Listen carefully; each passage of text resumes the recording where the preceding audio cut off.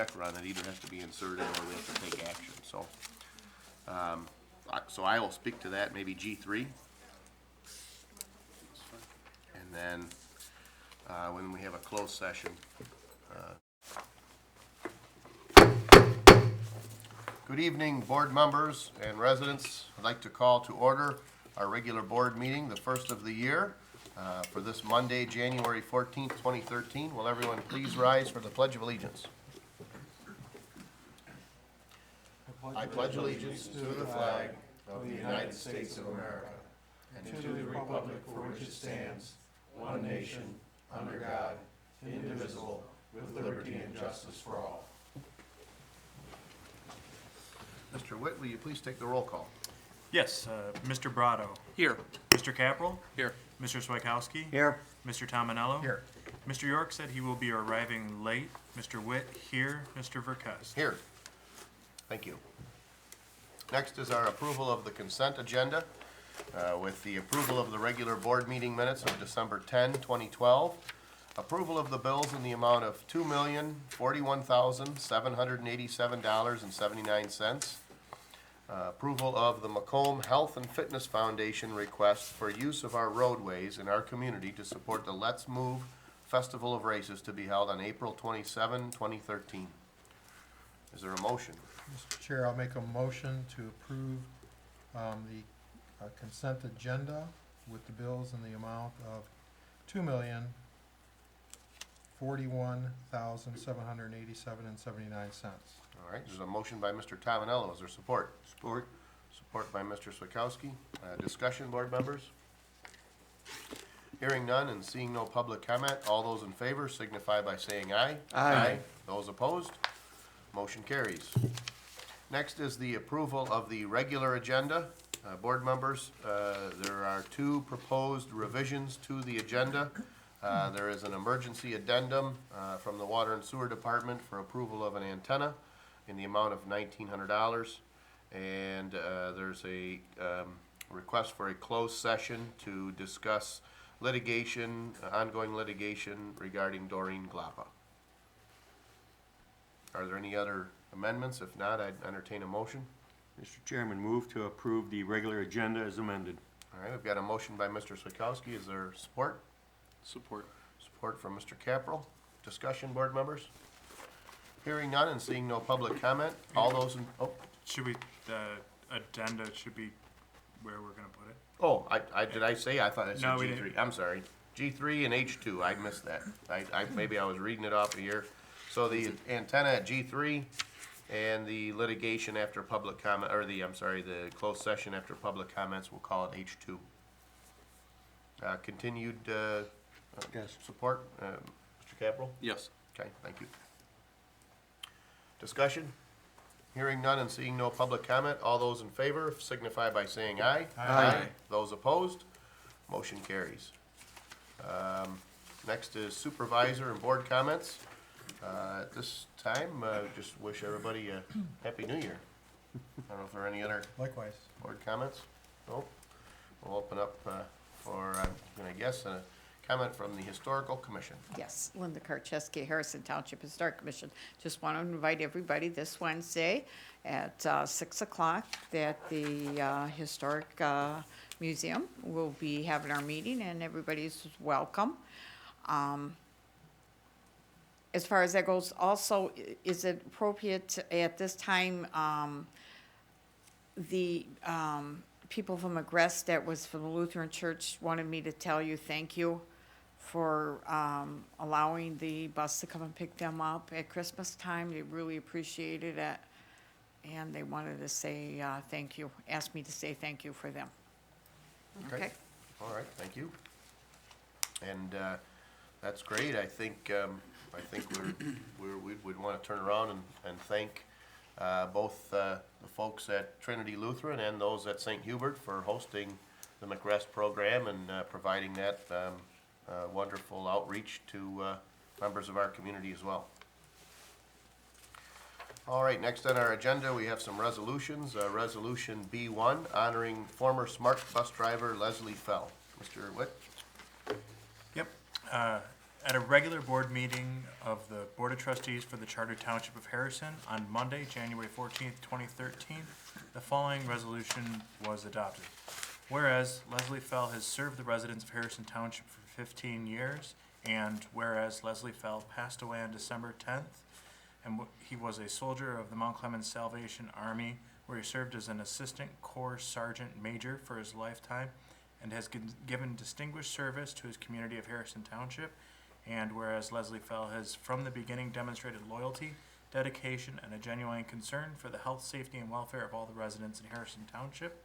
And whereas Leslie Fell has consistently put forth the effort to make the senior shuttle and dial-a-ride program a more efficient entity of the township.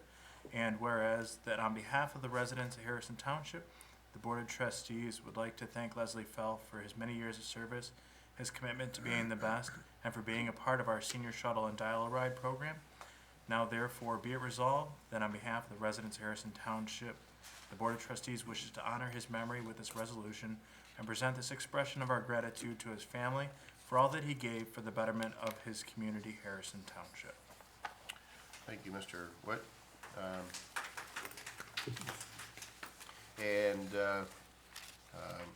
Mr. Fell was a great employee, and this is a fitting way to honor him. Is there a motion? Move to approve the resolution as presented. All right, I got a motion by Mr. Support. Swakowski, support by Mr. Tamanello. Discussion, board members? Mr. Witt, will you take a roll call, please? Mr. Swakowski, Yes. Mr. Tominello, Yes. Mr. Brado, Yes. Mr. Capral, Yes. Mr. York is absent, Mr. Witt, yes, Mr. Verkest. Yes. Motion carries. Thank you, Mr. Witt. We also have another resolution, item B2, regarding Mr. Thomas Greger. Mr. Witt? At a regular board meeting of the Board of Trustees for the Charter Township of Harrison on Monday, January 14th, 2013, the following resolution was adopted. Whereas Thomas Greger passed away on December 5th and had given distinguished service to his community of Harrison Township, and whereas Thomas Greger was appointed to the Historical Commission and served on it since his inception, and whereas Thomas Greger consistently put forth the effort to preserve and remember the history of our community for the betterment of Harrison Township, and whereas that on behalf of the residents of Harrison Township, the Board of Trustees would like to thank Thomas Greger for his many years of service, his commitment to being the best, and for being a part of the Historical Commission. And now therefore be it resolved that on behalf of the residents of Harrison Township, the Board of Trustees wishes to honor his memory with this resolution and present this expression of our gratitude to his family for all that he gave for the betterment of his community, Harrison Township. All right, thank you, Mr. Witt. And again, another excellent member of our community that served us in different capacities. Is there a motion? I make a motion to adopt the resolution honoring Mr. Greger. I have a motion by Mr. Witt. Is there support? Support. All right, we have support by Mr. Brado. Discussion, board members? Hearing none, we'll open up the floor for public comment. I just like to tell that Tom is greatly missed by the Historic Commission. He was one of our members from the very beginning. He was there for everything. He knew so much about the township and about history, and he will be greatly missed. And his wife is here with us today, and she also helped us out a lot too. And there's so much we could say, but I know you don't have the time for it. We are going to plant a tree in his memory as soon as we find out where we're gonna be. So we're hoping that by this spring, even before that, so we can start making arrangements. So that's what we're gonna do for him, and we'll let the board know as soon as you let us know where we're gonna be. Okay, thank you very much. And again, appreciate Mrs. Greger being here, and hope that this expression of our gratitude of his service is received well. Any other discussion, board members? Hearing none, Mr. Witt, will you take the roll call? Yeah, Mr. Witt, yes. Mr. Brado, Yes. Mr. Capral, Yes. Mr. Swakowski. Yes. Mr. Tominello. Yes. Mr. York is absent. Mr. Verkest. Yes.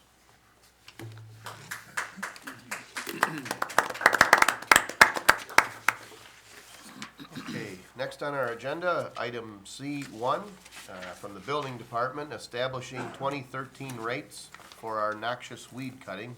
We have our building official here, Mr. Barak. Good evening, board members. As per our township policy and procedure, the board establishes the rate every year for weed cutting in the township. At this time, I'm requesting to maintain the same rate what we paid last year and same contractors we used last year. So it's a continuous on the same thing. Yep, and as you may recall, we were well into 2012 when we'd established this policy, this rate structure, and the list of weed cutters. So it was well after the kind of the busy part of our season, so, maybe this would be the first full season to test this out, but so far it's worked at the end of 2012. I need to, Mr. Supervisor, I'll make a motion to approve the weed cutting costs for 2013. You want me to go ahead and read the rates? yeah, that's the, yep, It'd be $60 for a residential lot under 1/2 acre, $75 for a residential lot 1/2 to 1 acre, $40 per hour for vacant parcels needing brush hogging, and $25 per hour for string trimming. Approval of weed cutters for 2013, Landscape Service Incorporated, S&B Seasonal Services, Sinicori Landscaping, United Landscaping, Don Meldrum, RCS Landscaping. all right, we've got a motion by Mr. Tominello, is there support? Support. Support by Mr. Capel. Discussion, board members? Hearing none and seeing no public comment, all those in favor signify by saying aye. Aye. Those opposed? Motion carries. Next on our agenda, item C2, regarding our ordinance officer position. Mr. Parak? Board members, ordinance officer has submitted the letter letter for intent to retire at the end of February. At this time, I'm requesting board to allow me to post internally as per the union contract, and also allow to run the ad in the paper in case if nobody internally make application for that. This time making a request to only we start the process. Once we go through the process, select the candidate, then we'll bring it back to the board for their approval. So other than the posting and possibly internal Interview. advertising and external if necessary, no action, of course, would occur without prior approval of the board. So the only part of this process that we'd be looking for approval now would be to begin the process, but any hire or transfer or what have you would require future board approval. Mr. Supervisor, that's a both internal and external posting, is that correct? Yep, Okay. so we don't know if there are internal candidates. If there are, then that's one path, but if not, then we've got an advertising and interviewing process, and that can be lengthy, for Okay. some positions more so than others.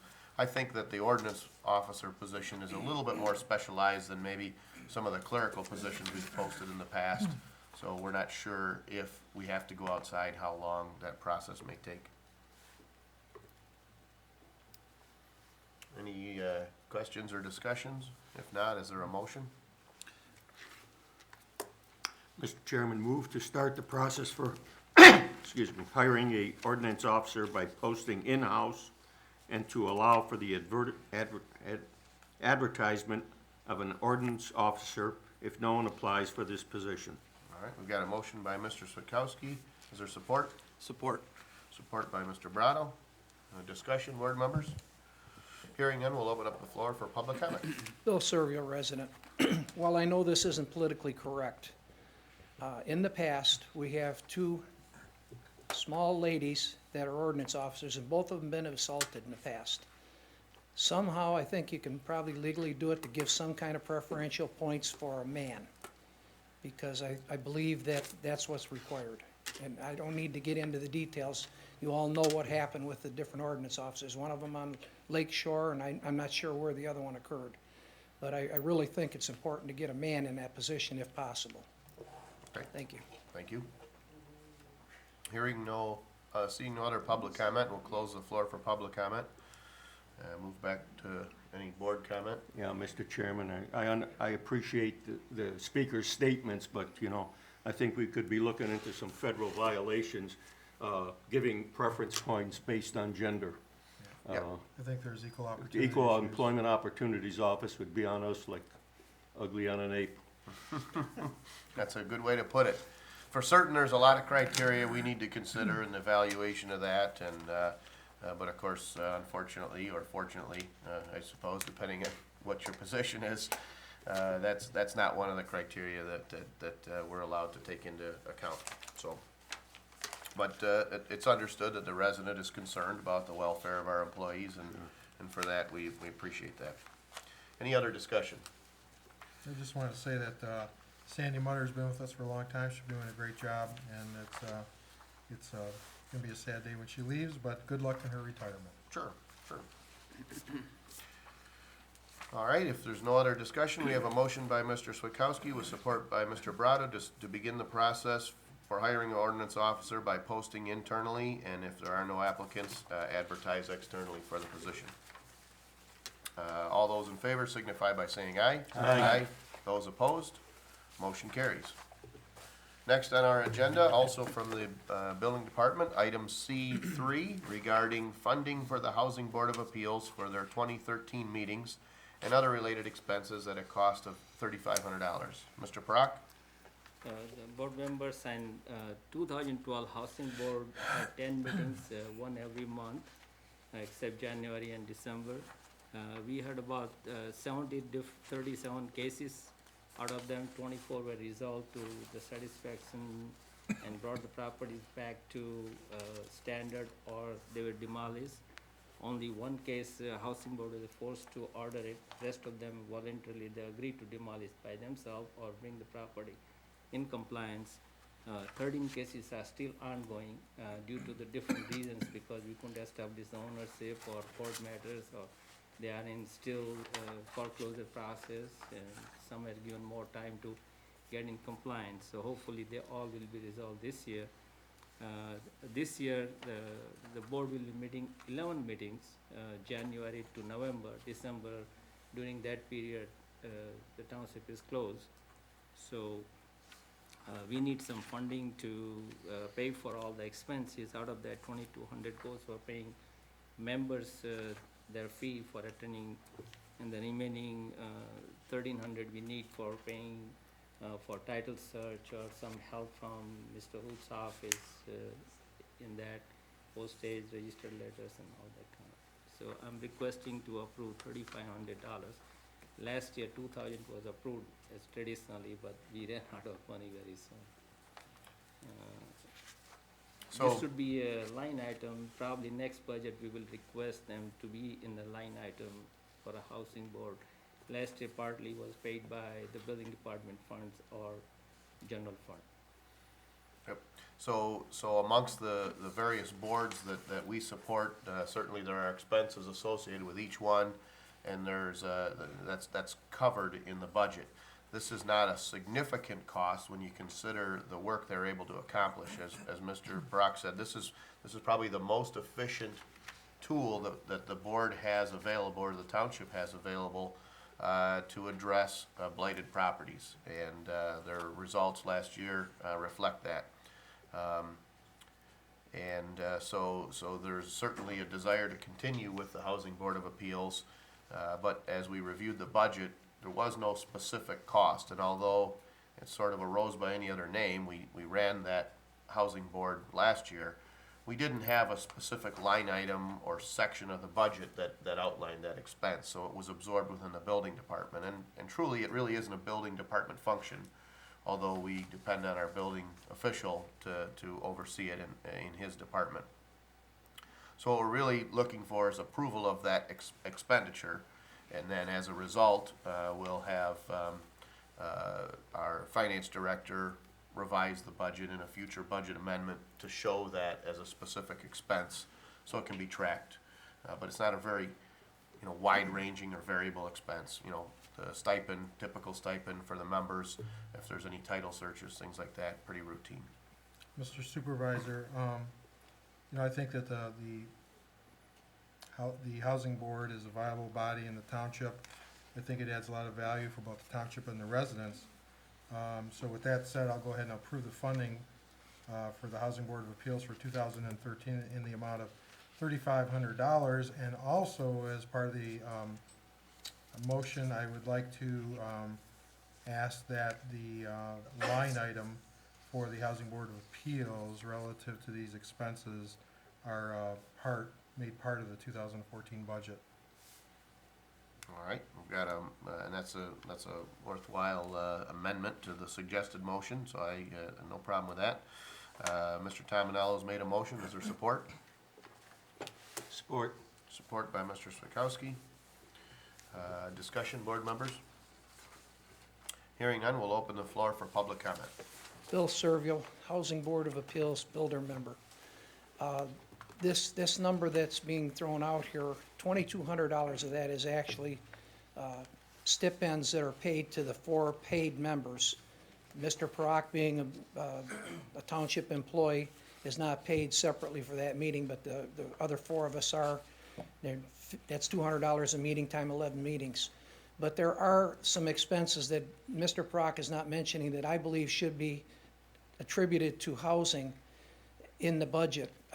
Aaron Hardcastle spends a lot of time, as does the other ordinance officer, and Sabrina, in different duties concerning this. And I don't know about the printing and stuff like that, if that's coming out of VJ's budget or not. But I believe that in fairness to the building department, all of the costs associated should go and be attributed to that. I don't know what the numbers actually are. I'd just like to see that, because that would help the building department be less upside down, if you will. Thank you. Okay, thank you. Seeing no other public comment, we'll close the floor for public comment. Mr. Parock, I know this is one of the budgets that you oversee, but say, for example, when it comes to certain clerical duties, say for planning and zoning, planning commission and zoning board of appeals, the clerical expenses for our secretary for that are split between those departments. There are times when she takes minutes for other certain boards and commissions, but I don't know that we outline or detail those. I think the same, you know, say for example for your salary, those are broken up.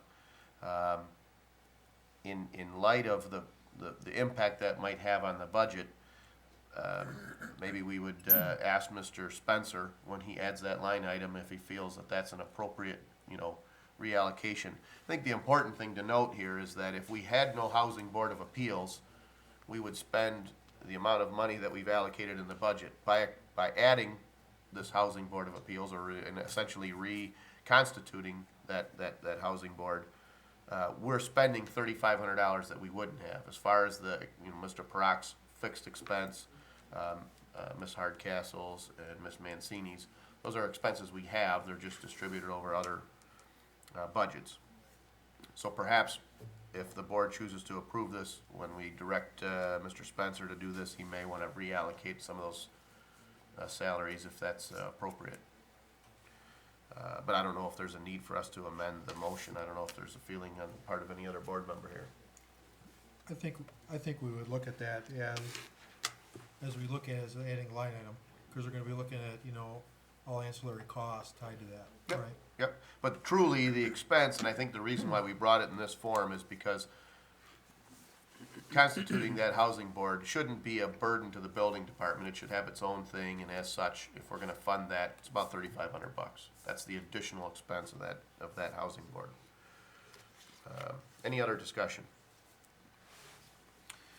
Hearing none, we have a motion by Mr. Tominello with support by Mr. Swakowski to approve the funding for the Housing Board of Appeals for the 2013 year and approve any additional related expenses at a total cost of $3,500, and direct our finance director to add a line item to our budget, dedicating those funds for the Housing Board.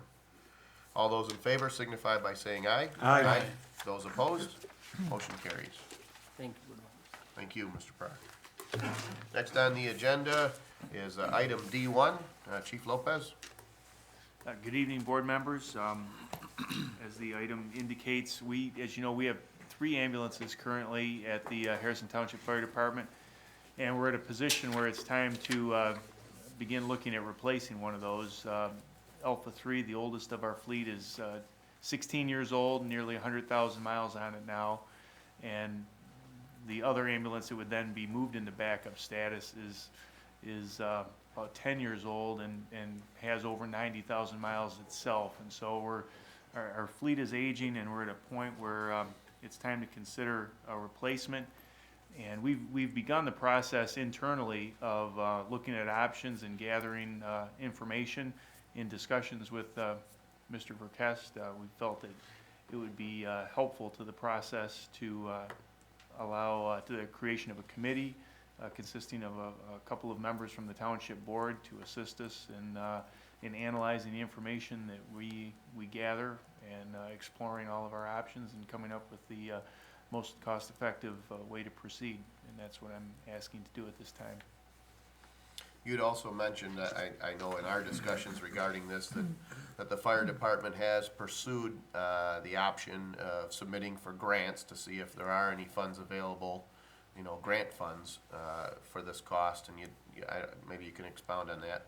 We did submit an assistance to firefighters grant last year for the purchase of the ambulance, and unfortunately that was rejected, so we did not get that grant. So that was our first attempt last year, was to pursue grant funding for it.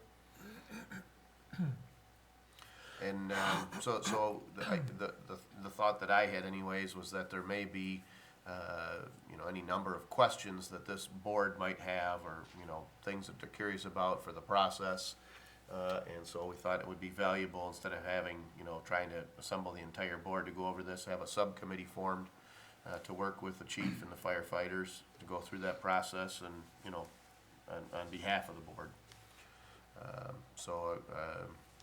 No proposed amount of people, and I'm not sure who might be interested, but that's the suggested motion to begin this process.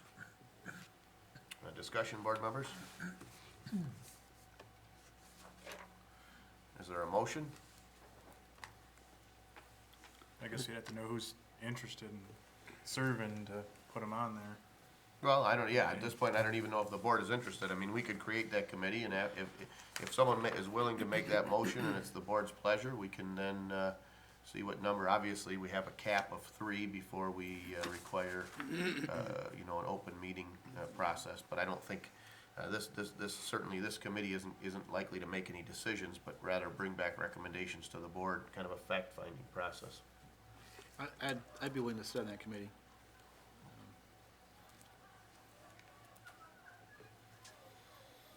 All right, is there, are there any other folks that might be interested in that? I would, Mr. Chairman. Okay.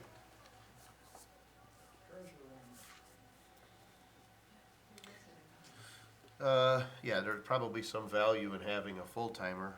I certainly wouldn't want to volunteer anybody, but,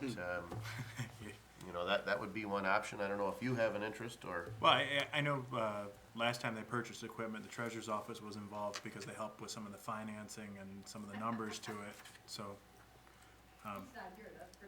Sure. Well, let's say this. Let's say that we can certainly create that committee, and if it happens to be that due to whatever commitment Mr. York is unable to or not interested, I'm sure yourself or I know I would be willing to serve on that in the event that he wasn't able to. But it seems to make sense that we might involve the treasurer in that process. So we'll say Mr. Brado, Mr. Switkowski, and maybe a full-timer at this point. So is there a motion?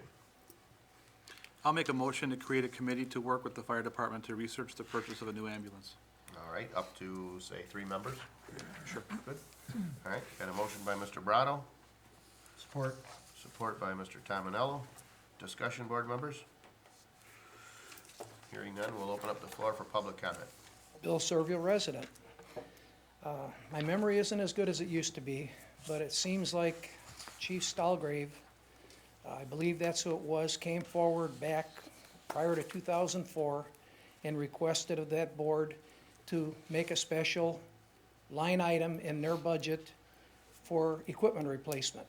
Money's been put aside in every budget since then But unfortunately, for the last 2 years, that's what the fire department is living off of. So by the time this year is over with, there won't be any money left in there. So I'd like to know, where is the money coming from?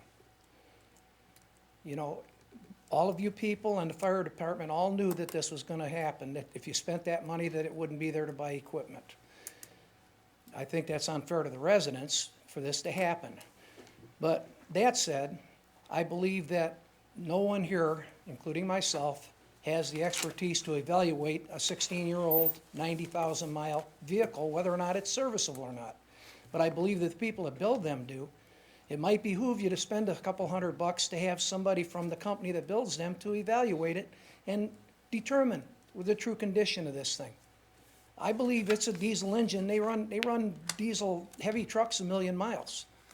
So I don't know why you have to replace it just because it's 16 years old. You know, it doesn't ever go that far. It goes from here to the hospital. So I really think you ought to check into things and look at options before you even consider buying another ambulance. Besides which, the fire department just today, in this morning's Macomb Daily, is anxious to do something about maybe some kind of a merger. I believe that it's premature to buy any equipment if you're gonna do that, because if you do that, there might be surplus equipment. So I really think you ought to think this over before you go buying any ambulances. Thank you. Thank you.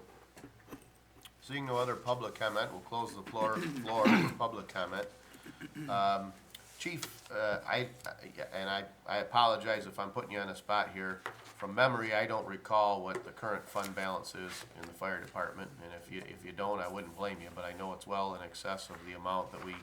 It's in excess of the amount of the ambulance, yes. Yeah, I believe it's in excess of $1 million. I think it's, but I don't know that number offhand. You had given a budgetary figure of about 150,000, somewhere around there for the ambulance. But certainly, part of that process, I hope that this committee might do is consider, come to that conclusion. In other words, this board is the only body that could approve the purchase of that ambulance. And while the residents' point is valid, we are the body that must act to determine if in fact this is the appropriate time. So that may very well be a part of the process that subcommittee needs to go through to determine if this is a responsible time to purchase an ambulance. Any other discussion? Hearing none, we have a motion by Mr. Brada with support by Mr. Tominello to create a committee of up to 3 board members to work with the fire department to research the purchase of a new ambulance. All those in favor signify by saying aye. Aye. Those opposed? Motion carries. Next on the agenda is item B2, also from the fire department. Chief Lopez? Yes, sir. Again, as you know, last year, the state of Michigan, the state legislature and the governor changed the law regarding the sale of fireworks in the state of Michigan with the Michigan Fireworks Safety Act. And the way that law was written last year, the local communities did not have any authorization or authority to go into these facilities and conduct fire inspections. So they, the state has, the Bureau of Licensing and Regulatory Affairs, along with the state fire marshal, has gone back and rethought that, and they've allowed this year to delegate authority for inspection of fireworks sales facilities to local jurisdictions if they are, if they have, first off, have state certified fire inspectors, which we do, and I am one, and then also the township or city would be required to pass a resolution to accept the delegation of authority to inspect those facilities. And so at this time this evening, I've drafted a resolution and would ask the board to pass that resolution to allow us to have local control over conducting fire inspections in these facilities. So there's a fee schedule established by the state, is that correct? Is it a $400 inspection fee? There is a fee schedule that's in place, and along with for communities that accept delegation, they do get a large portion of the fee. if I recall, it was something like $400 total, of which $320 stays here and $80 goes to the state. That sounds correct. Now, I think the real goal here, though, wouldn't be necessarily a source of revenue. In our community, we don't have a lot of opportunities to do that inspection. I think it's more a function of local control. And whereby I think the state may have been a little overwhelmed with the amount of, retail facilities throughout the state and possibly a lack of oversight or inspection. I know I am, for one, more comfortable knowing that our fire chief or our people, our employees are gonna be taking a greater part and a bigger responsibility in addressing any safety issues or inspection issues, so that we're assured that, folks are safe in our community. Absolutely. It's certainly an issue of local control, but even more so than that, it's a safety issue, because the number of these facilities exceeds the ability of the state to come out and actually inspect them. So without delegation and the local officials going out and conducting those inspections, there's really no guarantee that anyone would be out there inspecting them. And given the nature of what those buildings contain, I think it's very important that we get out there and ensure that they're operating in a safe manner for the community.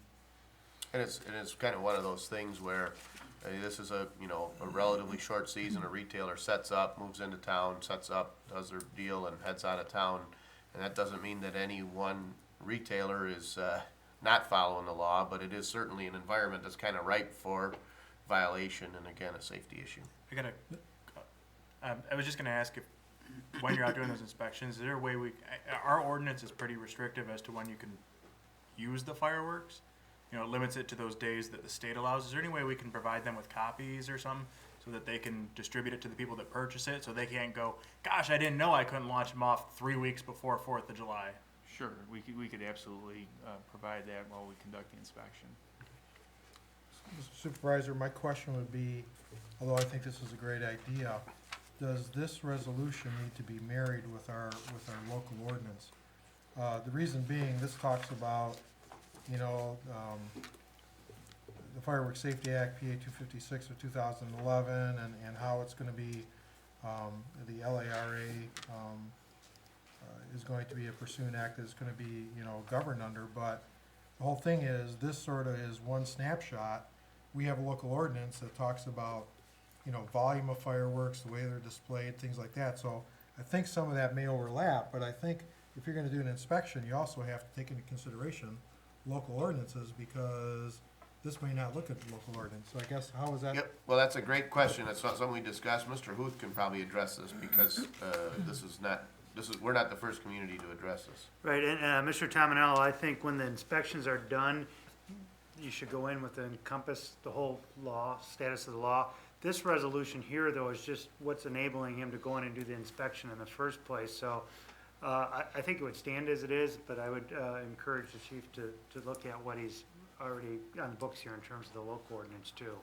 And our local ordinance really addresses one level of fireworks, and in essence said, there's another level of fireworks that simply weren't even allowed based on state law. When the state law came in with that, some regulations existed. So prior to maybe us adopting this resolution, LARA or their inspectors had a certain set of standards by which they go.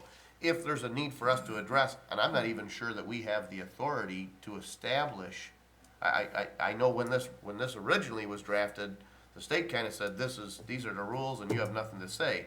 I think they went back and said, well, all right, well, we're gonna at least allow you to do inspections.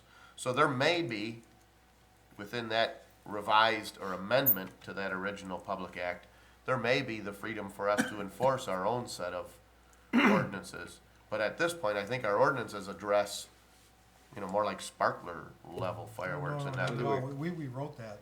It's very intense, and big thing talks about display and volume. correct. Right, and there's the 30 days of the year you can't regulate. We didn't in our ordinance. correct. And now we have. That's correct. So I understand We your point. rewrote that whole ordinance. Yeah, I agree with you. I don't know if you'd have to say it here though, but it's I up just really- don't want it to be restricted to just this, because this may not talk about volume, and I would imagine it talks about display, but it probably doesn't talk about volume. And I think that was one of the big things in our ordinance was the volume. Because there only can be, I think according to the ordinances, like, you know, like a total of 2 boxes total at the entire site. So, you know, the whole thing is if it's exceeded, then that should be, needs to be addressed. Yeah, that can be done. It's basically what, you're getting permission from the state, or they're delegating the authority to you, but yet you can enforce any of your own ordinances when you should do it all the time. You know, it's the same thing if you had delegation of authority for social, through, you know, social services to do home care, foster care homes. They have a set of guidelines they give you, but that doesn't prevent you from enforcing Right, so, your own ordinances. exactly, so I guess that's why, you know, in this resolution, does it make sense to sort of have it the way it's scripted, only add, something like, you know, and also enforce local, you know, local municipality ordinances? So that doesn't get lost, that's what I'm saying, those two need to be married. You don't have to spell anything out, except you need to, you know, you need to govern and inspect based on these guidelines, plus, oh, by the way, you need to look at and enforce ours as well. Does this specifically just speak to us asking Laura to be able to do it? Yeah. So it does, I mean, like, our ordinances are still on the book, we're not Right, saying they're that's not. why, I mean, I don't know We're just that, I don't asking know. for the authority. Right, I think this resolution is strictly based on authority, and what ordinances we enforce are a wholly separate matter to this. I would respectfully disagree that we wanna tie those two together. This is strictly, and if I'm not mistaken, this is through the guidance of the state to say this is, in other words, local municipalities have been directed, if you want that authority, adopt this resolution as such. I mean, is that true? I mean, I don't know if they gave us boilerplate language, but that was the direction of the act. Right, and the problem is that I can see where Mr. Tominello is coming from, add it and make sure it's broad covered. I'm just afraid that somebody in Lansing gets the resolution and says, oh, wait a minute, they're Yeah. trying to tie in responsibilities that the act doesn't give them, and then we run afoul. I mean, this is something they're used to seeing, this type of thing, and I think the chief can go out there and still enforce everything that's on our books, so I think there might be a little less risk with what's before you. All right, I'm fine as long as we, Majority of the time on any delegation, local ordinances are gonna be stricter than the state requirements. You know, whether it's medical facilities or anything like that. But again, it's the biggest thing for the local to get into is to have the delegation, Yeah, to have the authority. To have that authority, and that's what we're shooting for here. Right. Bottom line is we want the ability of our department and our locals to assure the safety of our residents, as opposed to hoping that somebody from the state comes by, maybe not, who knows? Is there a need, would it be wise, or is there a need for us to read the resolution? No? Okay, I mean, I think we've paraphrased it pretty well. It's basically that we assume that local control. I do have one more question. Yep. I've seen in some other communities where they have a permanent facility that sells fireworks.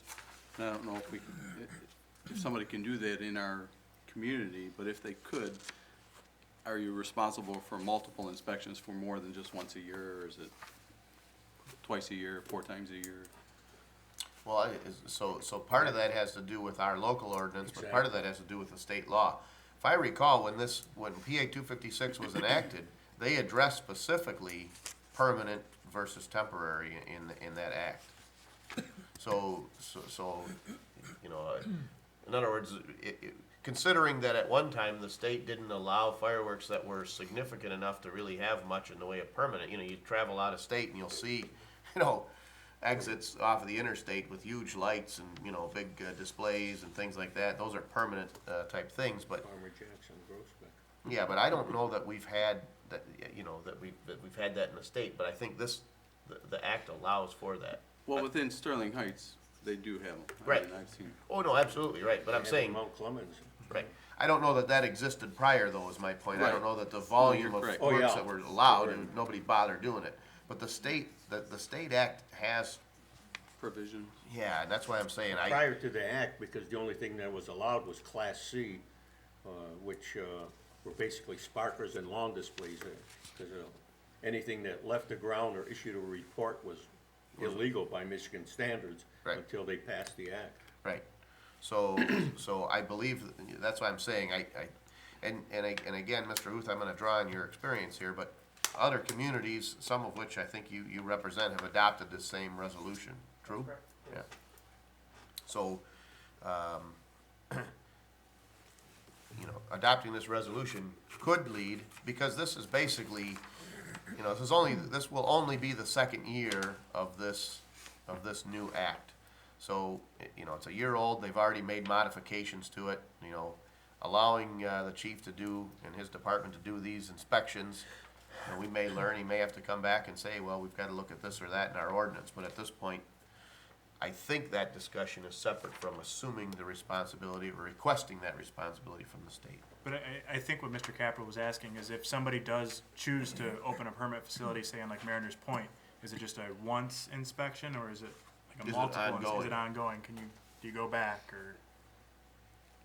Well, typically, our goal is to inspect our facilities annually. And that, of course, is based on our ability with our manpower and the number of buildings that we have. And we certainly prioritize that higher hazard and higher life safety buildings get inspected more frequently. So we shoot for a minimum, and certainly for this type of an occupancy, we would shoot at a minimum as an annual inspection.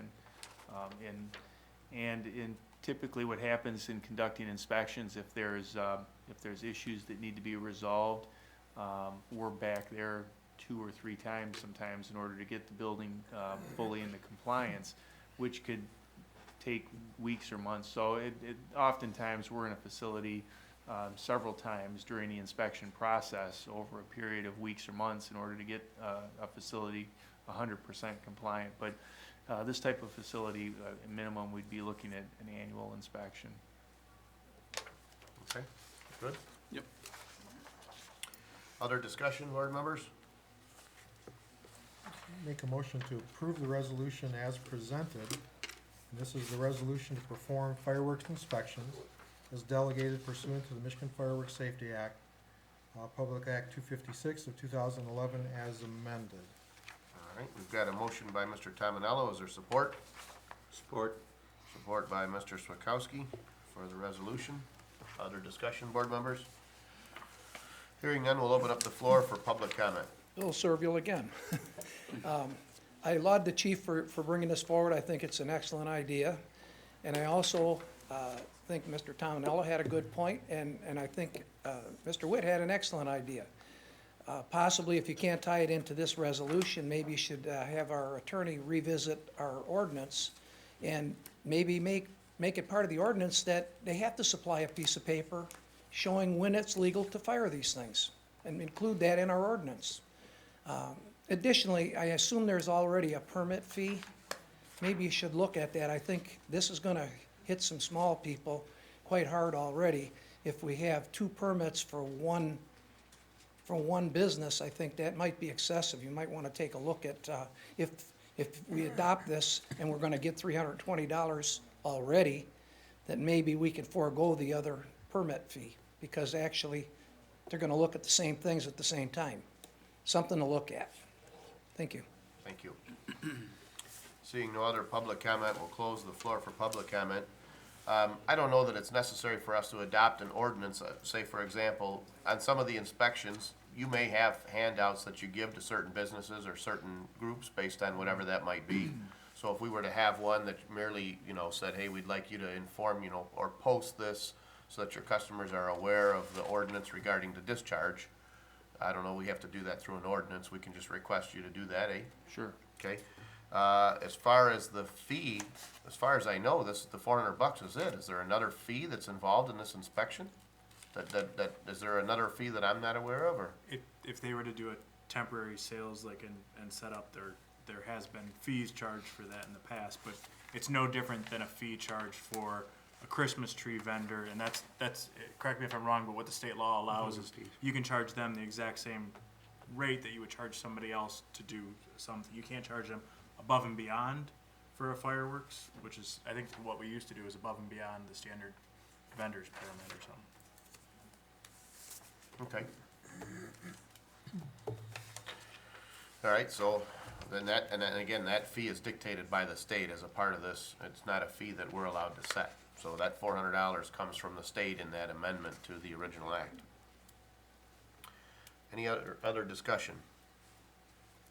Hearing none, we have a motion by Mr. Tominello with support by Mr. Switowski to adopt the resolution to perform fireworks inspections as delegated pursuant to the Michigan Fireworks Safety Act, Public Act 256 of 2011 as amended. Mr. Witt, will you do the roll call, please? Yes, Mr. Tominello. Yes. Mr. Swikowski. Yes.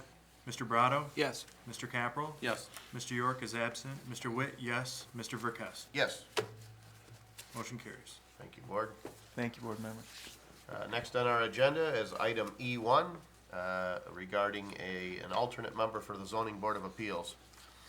Board members, we have a recommendation before you to appoint Mr. Stephen Marino to the Zoning Board of Appeals as a first alternate member. Mr. Marino has a long tenure as a resident, previous work experience, and educational background. I believe he would be an asset to our zoning board if asked to serve as an alternate. He has been involved in that planning process in other communities as well. I would recommend appointment of Mr. Stephen Marino to the Zoning Board of Appeals as our first alternate member for a 3-year term to expire January 14th of 2016. I'll make that motion, Mr. Chair. We have a motion by Mr. Tominello. Is there support? Support. Support by Mr. Witt to appoint Mr. Stephen Marino to the Zoning Board of Appeals as first alternate member for a 3-year term to expire January 14, 2016. Discussion? Hearing none and seeing no public comment, all those in favor signify by saying aye. Aye. Aye. Those opposed? Motion carries. Next on the agenda is item F1. Mr. Witt? Yes, the clerk's office is an authorized passport acceptance agency. However, we're not quite full service because we don't offer passport pictures, and we require people to go elsewhere. Just in the short time that I've been in the position, I've seen a lot of people come in and go, "What do you mean I can't get my picture here?" So we're gonna purchase the equipment, and it's about for everything that we need, including the backdrop and everything that meets, the State Department standards, is about $1,000. And that should last us, that'll include all the film, and that should last us for about 2 years. And then the film's only, I think it's like 70 cents a picture or something like that, so. But right now I'm asking for board approval of a fee of $10 for the photo. And we'd also be able to offer this to vendors, because on the vendor permits, it does require a similar passport style photo on there, so. So for vendors who come to the township to apply for a permit, they have to also now go out and get that photograph. We'd be able to provide that service. This isn't necessarily a revenue stream, it's really a service to the residents, primarily who come in looking for passports. All right, but we're not requiring that, so if for whatever reason, if someone already has a photograph, they do not have to utilize this service. All right, discussion, board I members? think it's a great idea. The only question I had is, do you have any projections sort of on run rates of passports today and when we get our ROI on this investment? Yeah, it's in the board packet there. Based on what we get, this year we budgeted for 80, and that might be right about what we'll see, but last year we saw 65. I know since the year started, which has been about 2 weeks or so, we've already gotten like about 15. So I don't know if there's gonna be a lot this year or whatnot. And then we also get about 20 renewals a year, and that they aren't required to come see us, but they do. And they also need a picture for that renewal too. So about 100, and the way we're looking at it, it'll be 86 photos before it's a payback on it. But again, it's, So we have a year and a half ROI? Yeah. Okay, great, thanks. Yeah, so that's where it isn't necessarily a revenue stream. It should be relatively cost neutral. Maybe it makes a couple bucks. You never know if there's service and whatnot, It but. sounds like after the capital investment, other than film, that's really all it's gonna cost you. Yeah. But eventually, there could be other things. That's why I Sure. say primarily, we won't be offering a millage cut anytime soon, let's say that, so. Any other discussion? Hearing none, is there a motion? I'll make a motion to approve the fee of $10 for passport identification photos. Support. Got a motion by Mr. Witt, with support from Mr. York for $10 for the passport, $10 fee for passport ID photos. Discussion, board members? Hearing none and seeing no public comment, all those in favor signify by saying aye. Aye. Those opposed, motion carries. Thank you, Board. Thank you. Next on the agenda, item G1 regarding the Smart Specialized Services contract. Board members, and in your board packets is the Specialized Services Operating Assistance Program third-party contract from SMART. This contract provides us with funding for operating the bus program designed to assist seniors and some handicapped folks in our community. We will be receiving $3,241 this year through this contract and grant program, the same amount as last year, which will help to fund our Dial-A-Ride service operated through the senior center. That amount, the $3,241 that we receive, is determined by the state of Michigan and is simply distributed by SMART on their behalf. So very similar to what we've approved in past years, both in the amount and the contract. Discussion or motion? Motion to approve the Smart Specialized Services Operating Assistance Program third-party contract as presented. Motion by Mr. York. Support by Mr. Tominello. Discussion? Hearing none and seeing no public comment, all those in favor signify by saying aye. Aye. Those opposed, motion carries. Thank you.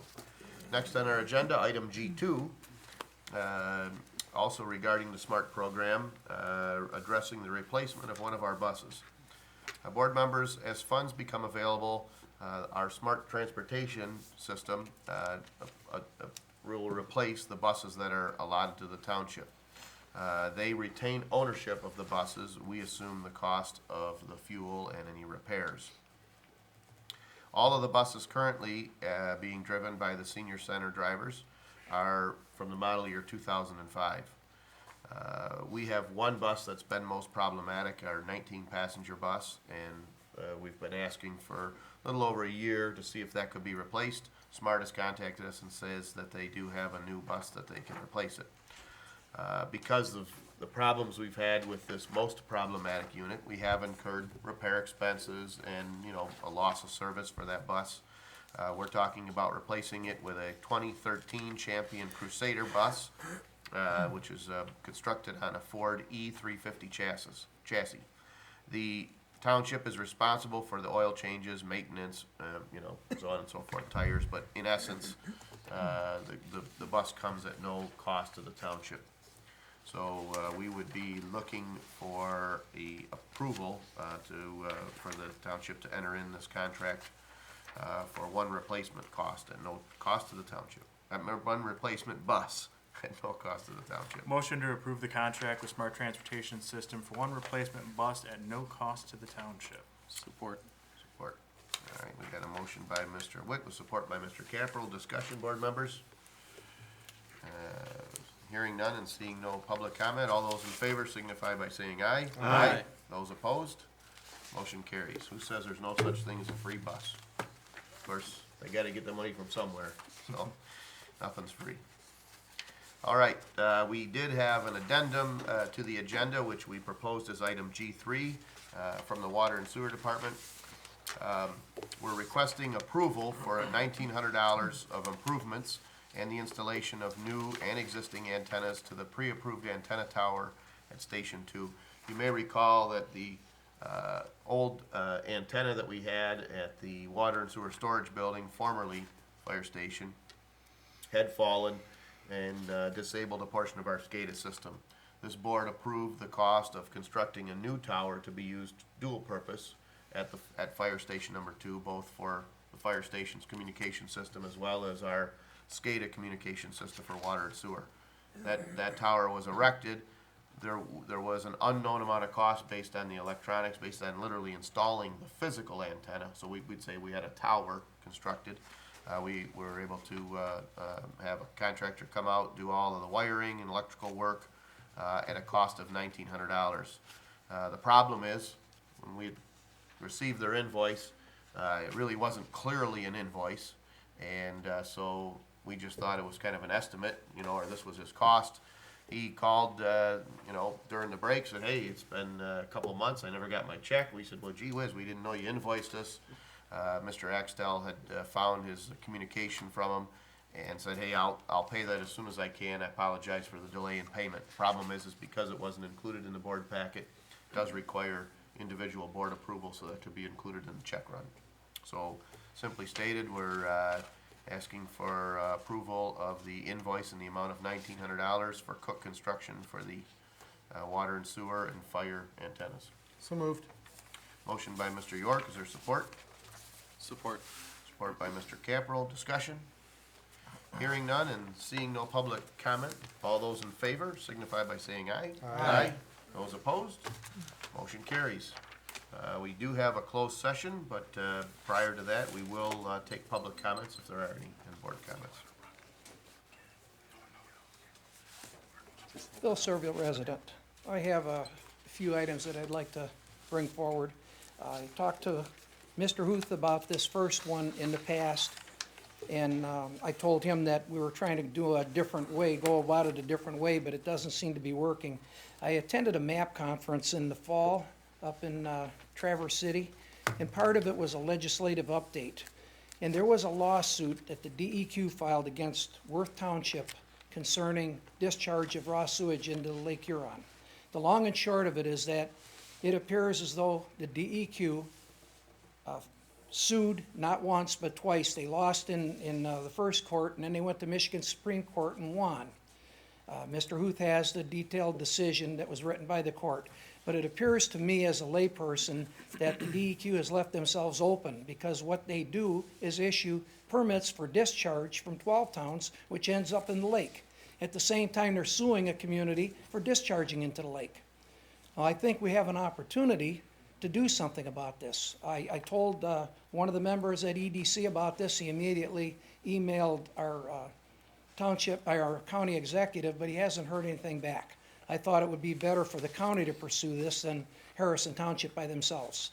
Mr. Huth's informed me that he's gonna talk to our county executive about this, but I thought I'd bring it to your attention also. He has the particulars on it. That's the first item that I wanted to talk about. The second one is, lo and behold, this morning, this fire merger thing raises its ugly head again. And if you read the whole article, it appears as though Clinton Township may have some interest in this also. When there was a discussion before, it seemed as though it was a discussion between Mount Clemens and Harrison Township, and the consensus was that there was no savings because there was no elimination of equipment or men. I believe that if you explore it with Clinton Township, that there would be a savings, a substantial savings. I believe that you people, you folks there should actually grab the bull by the horns and talk to Clinton Township about this and try to get this going and see if it'll work. Clinton Township's had problems in the past. In the last two years, I read in the paper that they've had to lay off firefighters not once, but I think twice. So the time is ripe, and also it's time for you to start negotiating a fire contract because it expires at the end of this year. Lastly, there is a columnist that writes in Macomb Daily, Edmund Fitzgerald. If you see this column here, it's quite a long article, and I believe this gentleman nailed every aspect of this whole topic exactly on point. I tried to contact a township, or I tried to go online and get this article in digital form, but I'm going to still try to do that, but I think each and every one of you need to read this. Basically what he says is government employees, especially emergency workers, police and fire is what he's talking about primarily, owe it to their families and to themselves to get what they can, and that's what they've done. Unfortunately, not just here, everywhere in government since the 70s, people that are making the decisions on the other side of the table have made decisions without a lot of forethought, and everybody's back is to the wall now. And I believe that we need to do something to rectify this. There's a lot of different ways can go. I just mentioned one to try to save some money. I don't fault the fire department for getting what they can. That's their duty as head of household, if you will. But somehow the ship needs to be righted, because if you don't, either we're going to have to raise taxes dramatically or we'll have to cut services. So we have an opportunity here, but I plead with you to read this article from Edmund Fitzgerald. Thank you. Thank you. Linda Karcheski, resident. Last year, I came up with this problem, and again, we had the snowfall. And again, we have more sidewalks on our main roads that are not being cleaned. The reason we put the sidewalks, or the bike path, or whatever you want to call it, is for the residents could walk and they didn't have to walk in the streets. They're not being cleaned. Then you get the people from the different parking lots that shovel the snow right onto the sidewalks. The curbs. You can't even cross the street and get onto a sidewalk because the snow is being shoveled right in front of it. Our own sidewalk right there on Ballard was not clean during a snowstorm. Afterwards, was never clean. All the way down. You put that new bike path down Jefferson. Again, the people are walking in the street. The kids are walking in the street because it's not clean. Then you get the people again, and I can mention businesses if you want to, but I won't stand up here. If you want to know, I'll give you the name of those businesses. That shovel, clean the parking lot, and put it right there on the sidewalk. So even if the people try walking through the snow onto the sidewalk, they got to go over these big mounds. We have no ordinance. I have asked you for years you're going to put sidewalks up. Let's get an ordinance about cleaning them. You had one lawsuit already. You want more. And people will start suing us. The more sidewalks we put up, they have to be clean. We own some of those sidewalks and they're not being clean. You own that bike path. That bike path is owned by Harrison Township. It is not being cleaned. Right down Jefferson. I'm watching, we had a gentleman that called. Good, it wasn't one of our buses, thank goodness, because you described the bus driver and it wasn't not one of our buses. But he walks down and he can't walk on a sidewalk, so he walks in the street every single day. He can't walk on that sidewalk because it's not clean.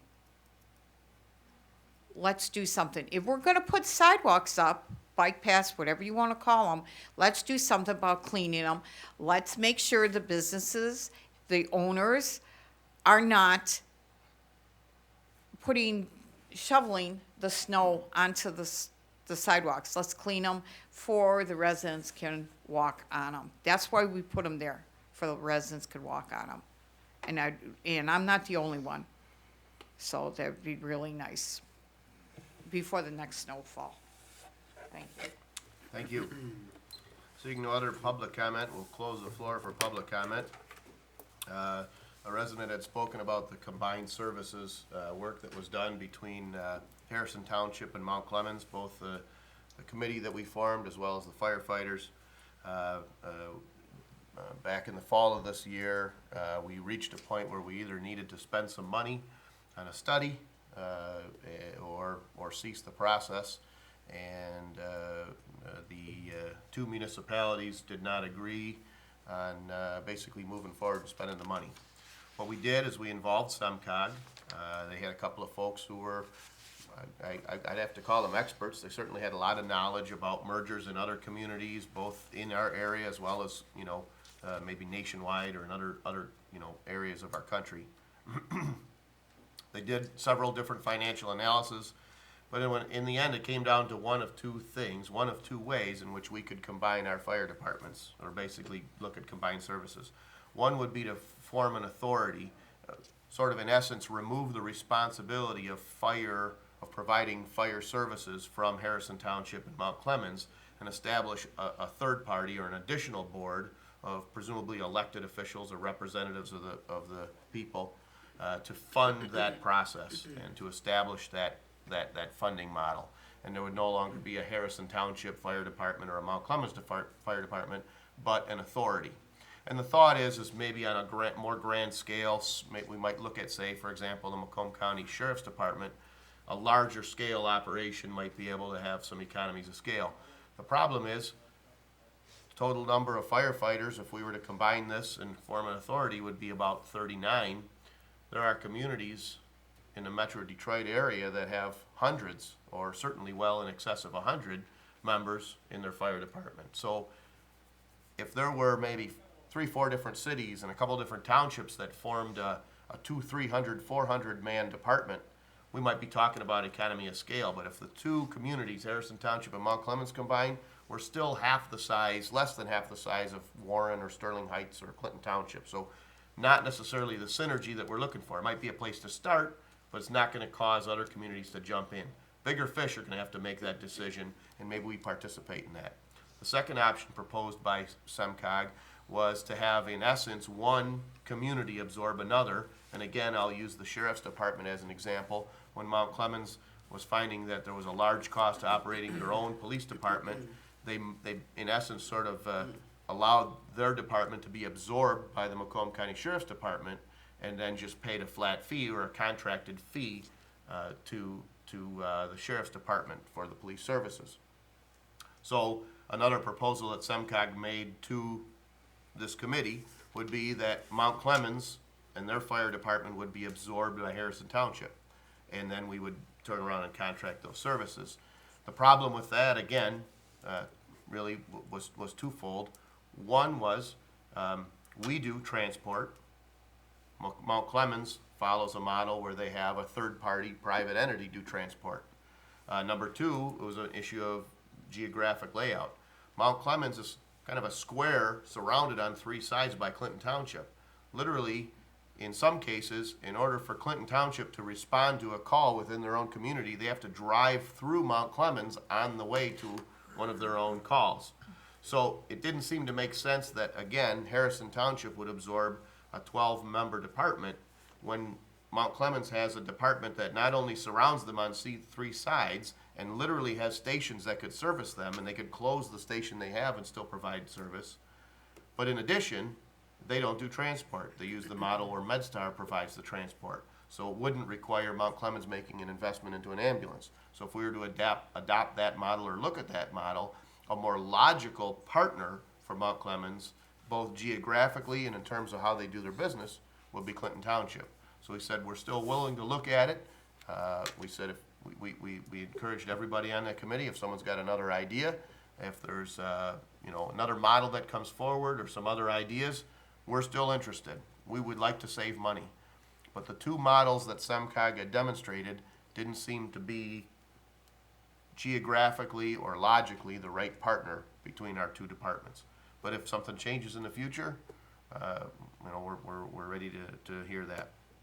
Regarding sidewalks and bike paths, I'm a little uncertain about the issue with the bike path because I know that I received pictures and a couple of complaints from residents along the bike path complaining that when the path was plowed, a portion of their lawn or the new sod that was laid was plowed up. So I do know that every portion of the bike path, including those sections that we recently constructed, was plowed. So as far as individual sidewalks, that's a responsibility of the property owner. But the entire bike path system as we have it, we have entered into a relationship with HCMA, and they are providing that service to us. I don't know if there are any other comments. Yeah, I just to follow up on that, I did watch, and they did plow it twice actually, because there was two sort of separate snowfalls. But the problem was, and I know a couple of the areas that you're talking about where there were property owners who took their parking lot and pushed it right into the bike path. Right. Because they said, hey, there's a big area with no snow, I don't want it in my parking lot, and it went there, and that does need to be addressed. Right, and we also had some residents who were frustrated because they had plowed their driveway, and when the plow came along for the bike path, not unlike some of us who have a county plow that comes along in front of your road, you clear that out, and the fellow piles up a nice big icy pile 2 foot in front of your driveway. And unfortunately, I wish we had some crazy better technology, but the process of plowing snow is an imperfect process. certainly as it pertains to the bike path, we're doing the best we can. We're learning. We've asked the guys to try to angle the blades to push that snow away from private drives, but the process of clearing the path does have some problems.